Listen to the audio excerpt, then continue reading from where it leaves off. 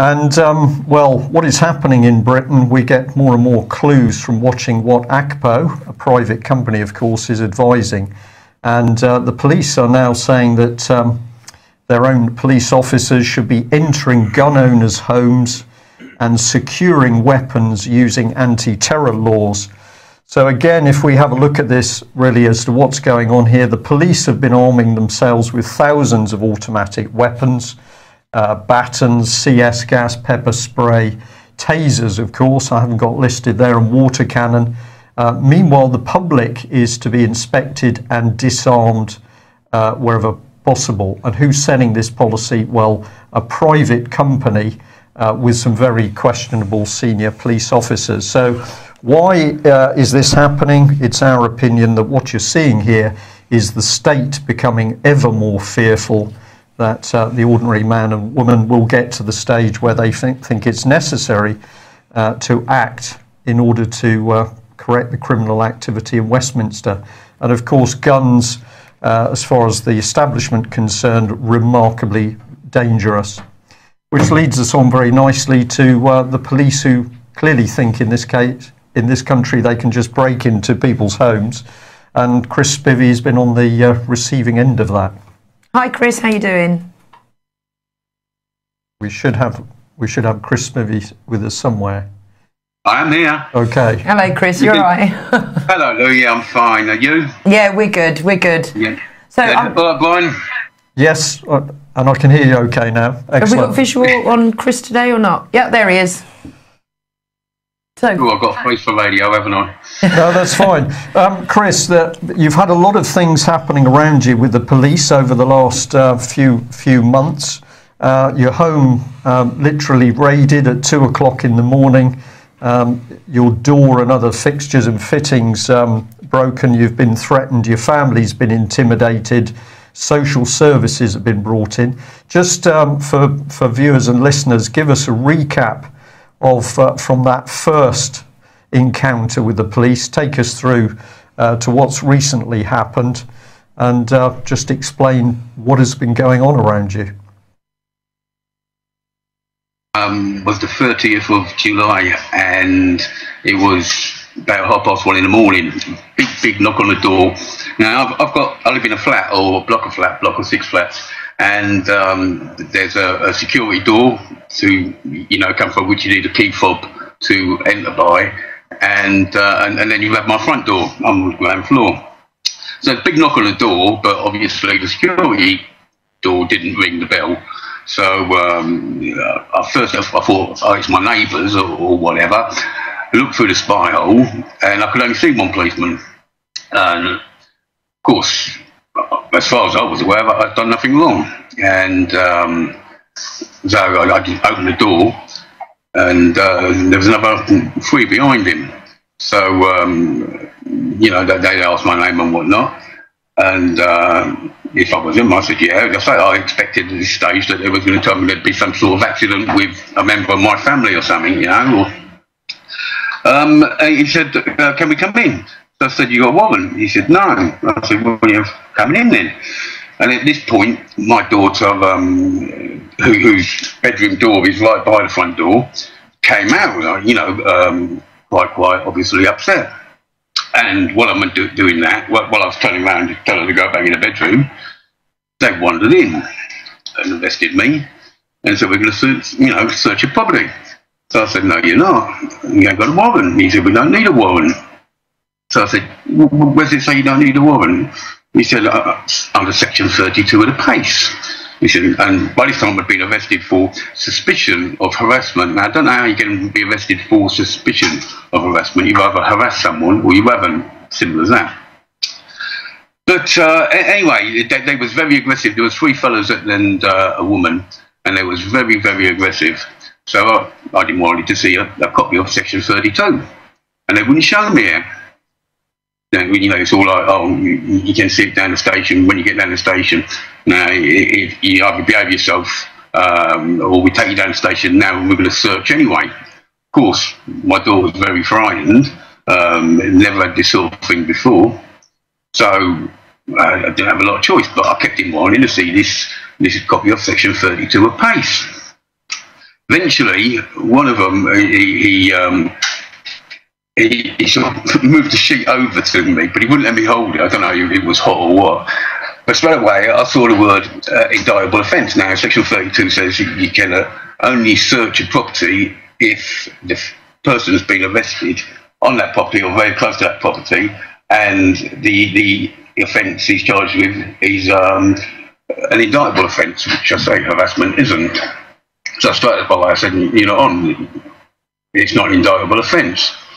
And at this point they became, I wouldn't say nervous, Brian, but they became a lot less cocky, a lot less sure of themselves. And one of them walked out, obviously went to make a phone call. He came back, he said, yes, we can search your property and take what we want. Once again, either you behave yourself or we'll take you down the station now. Now at this point, a policewoman had already started searching my daughter's bedroom, where my 16-month-old grandson was asleep. And when I say search, I mean search. They had all her clothes out, all her purses open, under her bed, all the drawers out, everything, the whole lot. When they'd finished there, they went into the living room, and there was an hour and a half in the living room. Now, I wasn't allowed out of my daughter Stacey, I wasn't allowed out of the bedroom. But at first, Stacey was. Every time she said, can I go to the toilet, they said, you're not under arrest, like, you can go where you want, And then Stacey heard them say they were going to take the router for the internet. Of course, like, my daughter can't live without the internet.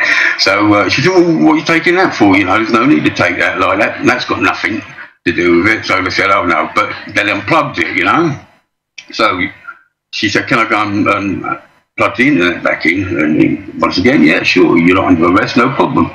So they let her in here, and she plugged the router back in.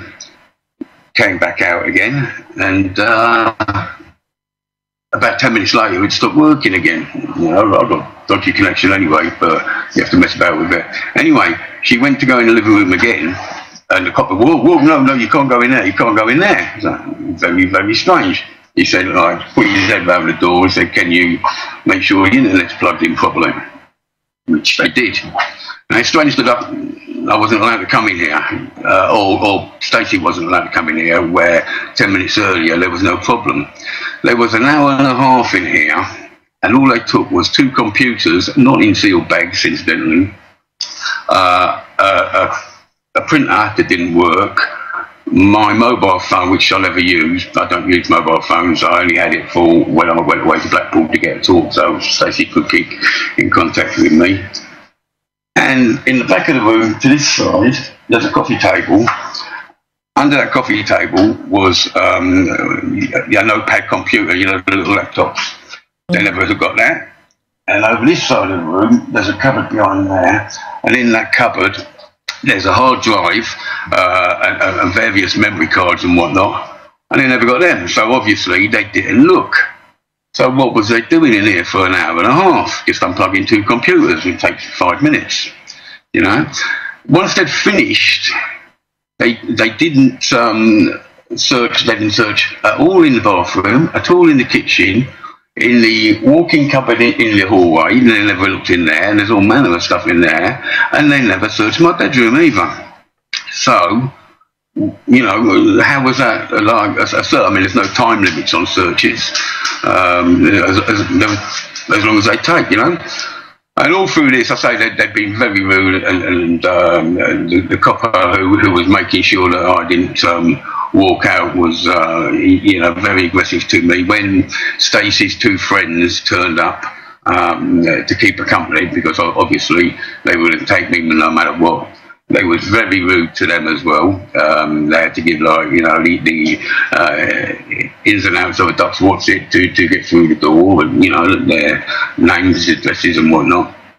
And I was saying incredibly rude. Got down the station. They kept me, all in all, start to finish. It was about 19 hours. I was down the station about 4:30, 5 o'clock. I think I got down there. And they told my daughter, one of them had told my daughter that I would be interviewed at 9 o'clock. Now, notwithstanding that the search was, I say, 1:30, 2 o'clock in the morning, when that is completely against the rules. especially with young children in the house, and on such a misdemeanour, you know, there was no need for it. Why didn't they get a warrant in the first place? You know, why was the sudden urgency to arrest me? I say, as far as I would have answered the door if I'd done something wrong, you know. So it was as if I was going to run away for this misdemeanour, this suspicion of harassment. And was this all over Woolwich, Chris? It was, yeah. Well, so I'm told. I never got to the bottom of who made the complaint. It was I was arrested on behalf of the Greater Manchester Police, and according to the Sun newspaper, it was because of a complaint made by Lynn Rigby. But the police never told me, you know, exactly who made the complaint.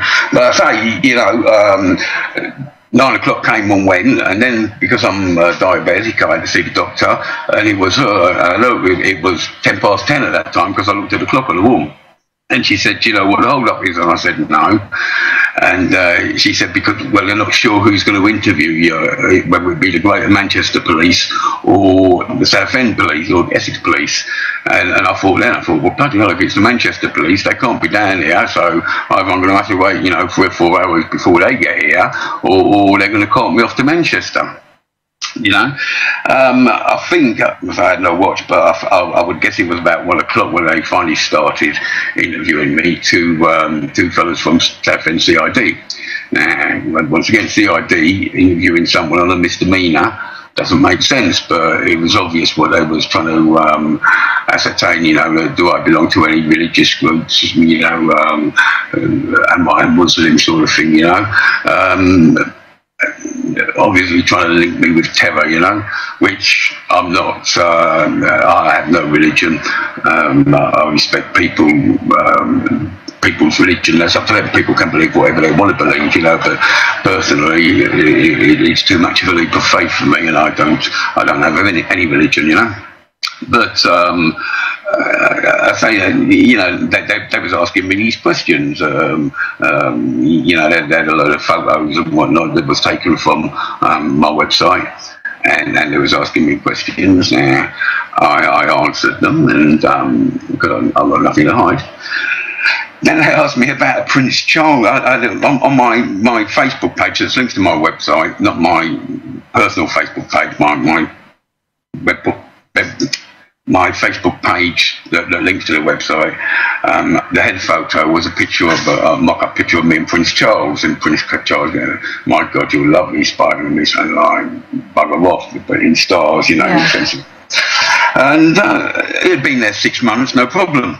And I said, well, what are you showing me that for? Like, you know, it's been there 6 months. And then they started talking about my Facebook page. And, you know, obviously Facebook don't tolerate harassment.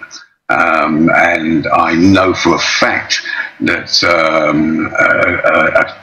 a charity, supposedly a charity, over 300 people on there had reported me to Facebook, complaining about, you know, my Lee Rigby articles, and nothing had been removed. Well, the only thing that Facebook removed was a picture of William Hague with a penis on his head, and I didn't even put it on there, and I thought that was a bit rough anyway, because he's a big dickhead. But nothing was removed. And I say Facebook don't tolerate the harassment, so I can't have been harassing them there.